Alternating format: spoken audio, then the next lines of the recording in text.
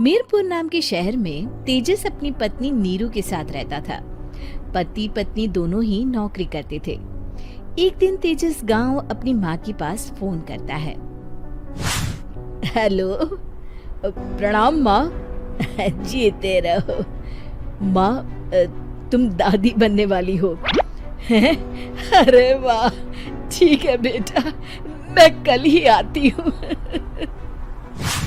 जब माँ जी शहर पहुंची तो बेटे बहू ने बहुत अच्छे से स्वागत किया। लीजिए माँ जी, चाय। अरे गर्मा गर्म पकोड़े ले आओ माँ के लिए। नीरू रसोई में गई और 2 मिनट में ही पकोड़े ले आई। जी ये लीजिए। बहू जादू से बनाए हैं क्या? अभी तो रसोई में गई थी। यम्मी। माँ जी, शीला रसोई में पकोड़े तल रही है, मैं बस लेकर आई। हे भगवान, मेरा धर्म भ्रष्ट कर दिया तूने। अब तो गंगा जल से शुद्धिकरण करना होगा। दूसरे दिन, माँ जी मैंने नाश्ता बना दिया है, ऑफिस जा रही हूँ। पर अभी तो घर का सारा काम पड़ा है। शीला आती ही होगी, झाड़ू पोछा बर्तन कपड़े वो सब कर लेगी। हमारे जमाने में घर का सारा काम हम ही करते थे। जी माँ जी, आप बहुत होशियार हैं, मैं घर ऑफिस दोनों नहीं संभाल पाती। तो जरूरत क्या है घर से बाहर जाकर चाकरी करने की? वैसे भी घर का काम खुद करने से घर में बरकत आती है, समझी? पर माँ जी। पर वर कुछ नहीं, इस महीने की पगार मिले फिर ऑफिस बंद है। हाँ। रात को नीरू तेजस से कहती है, सुनिए जी, माँ जी बोल रही थी कि मैं नौकरी छोड़ दूं। वैसे ठीक ही तो है, अभी तुम्हें आराम की जरूरत है। फिर भी आराम कहाँ, शीला को छुड़ाने के लिए बोल रही थी। तो अब 24 घंटे में इतना काम तो कर ही सकती हो। पर जॉब पसंद है मुझे, घर पर मन नहीं लगेगा। अगले दिन जब दोनों ऑफिस के लिए निकल रहे थे, मेरी तो कोई कीमत ही नहीं है इस घर में।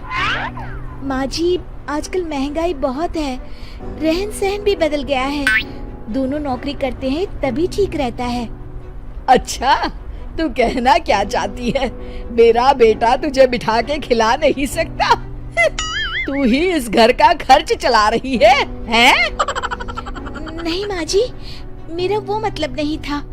मतलब खूब समझती हूँ, ये बाल धूप में सफेद नहीं किए मैंने। हाँ।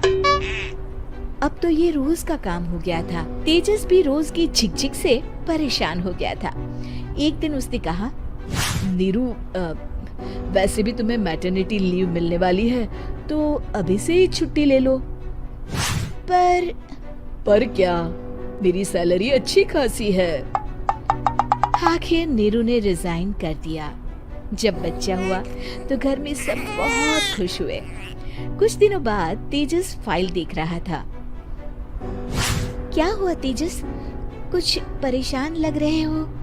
अब हाँ, वो हमारी जितनी सेविंग्स थी वो तो हॉस्पिटल में और छठी के फंक्शन में खत्म हो गई है नीरू। और अभी वैसे मंदी चल रही है तो मैं बोल रही थी कल मुन्ना को हेपेटाइटिस का टीका लगवाना है। नीरू, क्या पोस्टपोन नहीं कर सकते? नहीं जी, बिल्कुल नहीं। अब तेजस को समझ में आ रहा था कि उससे गलती हुई है। पैसों की कमी का असर घर के माहौल पर भी पड़ रहा था। अगले दिन, बेटा मेरा चश्मा और ये दवाइयाँ ले आना, पर्चा देते हुए माँ जी ने कहा। जी। तेजस, मुन्ना के लिए दूध का डिब्बा और डायपर भी ले आना, और ये किराने के सामान की लिस्ट है, इसे भी लाना है। तेजस गुस्से में लिस्ट मरोड़कर फेंकता है और चिल्लाता है, पैसे क्या पेड़ पर उगते हैं? ये ले आना, वो ले आना। अरे पर ये जरूरत का सामान ही है। वो गुस्से में बिना कुछ कहे ऑफिस चला गया। अरे लंच तो ले जाइए। नीरू दौड़कर डिब्बा पकड़ाती है। एक दिन खाना खाने के बाद, नीरू, अब तो मुन्ना कुछ बड़ा हो गया, तो अब तुम वापस ज्वाइन कर लो ना जॉब। पर इस रिसेशन में जॉब मिलना बहुत मुश्किल है। ट्राई तो करो। फिर मुन्ना, माँ जी है ना, और एक फुल टाइम मेड भी लगा लेंगे। पर माँ जी, उन्हें तो पसंद नहीं।